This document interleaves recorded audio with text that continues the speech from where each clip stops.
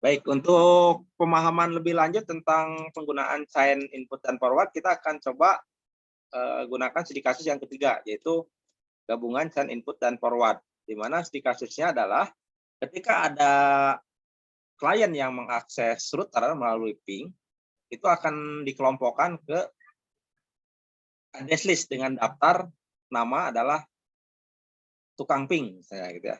Nah, nanti ketika sudah didaftarkan, maka akan dilakukan blok. Jadi IP tersebut tidak bisa mengakses internet. Jadi udah ada dua logika ya nanti di sini. Nah ini ya. Jadi pada studi kasus ini digabungkan penggunaan sign input dengan forward untuk menandai user yang sering ping ke router dan selanjutnya dimasukkan ke address list. Setelah itu akan dilakukan blok terhadap user tersebut supaya tidak bisa mengakses internet. Nah, jadi artinya ketika ada user A ngeping ke router, maka akan dimasukkan ke address list dan ditandain dengan namanya adalah tukang ping. Nanti ketika sudah ditandain, baru akan dilakukan blok. Ya, seperti itu ya. Jadi kurang lebih konsepnya seperti itu. Nah, ini langkah konfigurasinya. Jadi pertama kita buat rule protokol ICMP dulu ya untuk mendaftarkan ke source address list-nya. Jadi nanti dimasukkan ke source address list. Sumbernya, ini sumber yang melakukan ping, nanti masuk ke sini. Nah, nanti selanjutnya untuk sign forward-nya di-drop terhadap klien tersebut. Tidak bisa mengakses internet ya. Terus lakukan dicoba apakah rule itu berjalan atau tidak. Jadi prakteknya kurang lebih seperti ini. Kita langsung praktek. Jadi tahapannya ya di sini. Yang pertama buat rule input dulu dengan action. Nanti actionnya beda. Actionnya bukan langsung drop, tapi actionnya nanti adalah destination add to source address list ya. Jadi akan menambahkan ke daftar address list. Itu yang pertama. Terus yang kedua baru buat rule drop terhadap tujuan sumbernya. Ya, jadi kurang lebih seperti itu ya logikanya ya. Jadi buat dulu rule input dengan action add to source address list. Setelah ada baru kita buat rule drop-nya.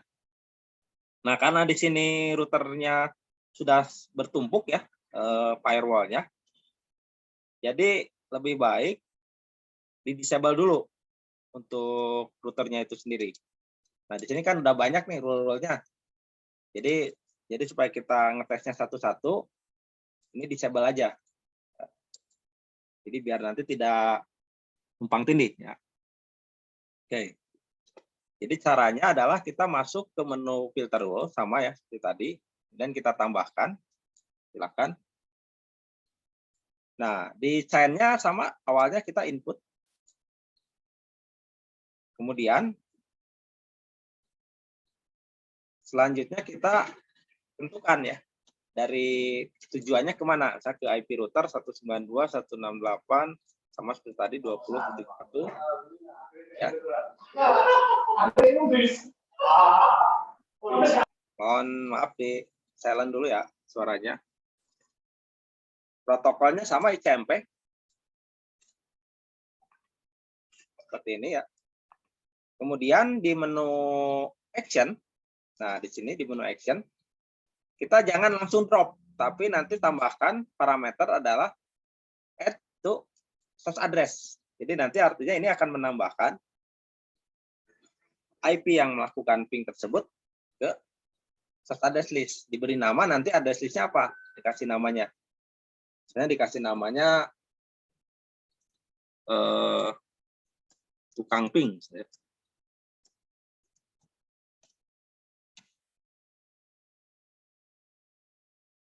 Ya, terus nanti di sini kan ada timeout. Nah, tujuan timeout ini untuk apa? Untuk pembatasan waktu. Jadi mau berapa lama tukang ping ini akan dibloknya nanti ya. Saya kita kasih waktu misalnya, adalah toleransi 15 menit aja diblok gitu ya. Jadi nantinya di sini bisa kita tentukan timeout-nya misalnya 005 00. Jadi hanya 15 menit ya. Kalau ini 15 menit. Jadi nanti IP yang tukang ping ini akan berada 15 menit di address list. Jadi selama 15 menit nanti action selanjutnya apa? Misalnya di blok gitu ya. Ya udah berarti blockingnya hanya 15 menit gitu. Nah, ini parameter yang pertama ini ya. Input tujuannya ke sini, protokolnya XMP, actionnya adalah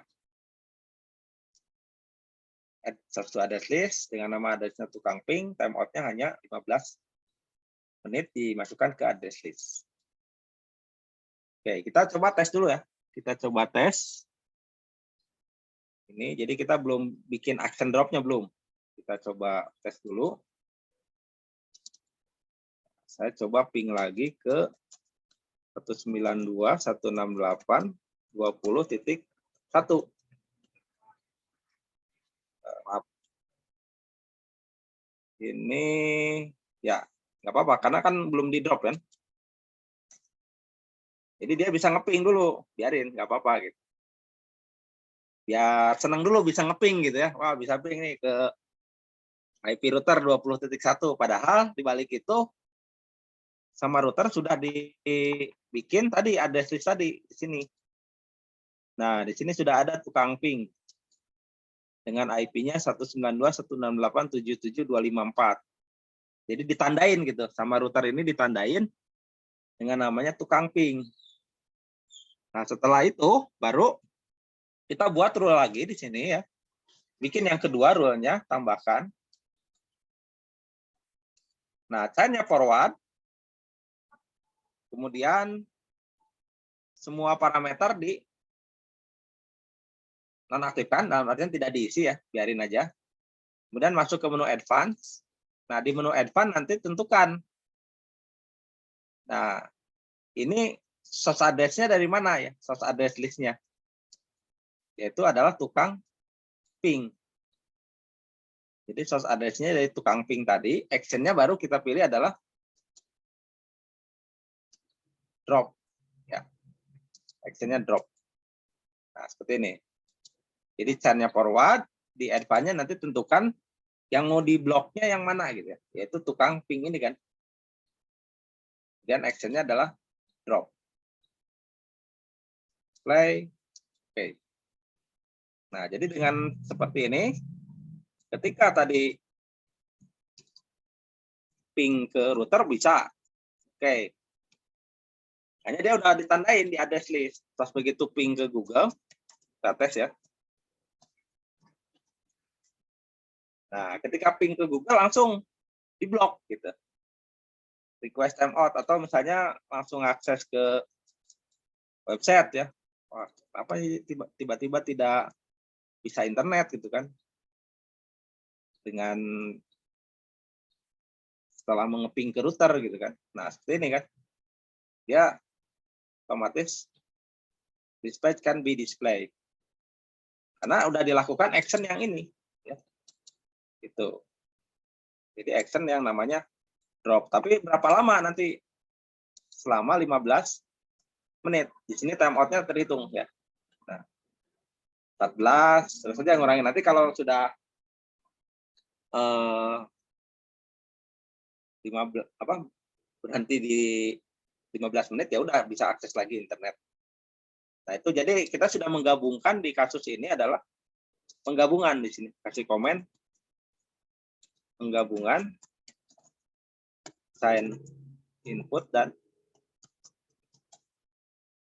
forward. Ya. Nah, jadi ketika berbicara filter rule ya berbicaranya nanti if then logika ya. Jadi di sini kita bisa menentukan skenario seperti apa ya akan kita buat di router kita ini. Seperti itu. Oke, itu untuk di kasus bagaimana kita menyelesaikan tentang gabungan sign input dan forward ya. Jadi Kasus ini sudah terselesaikan, jadi solusinya kita membuat parameter dengan send input dan forward.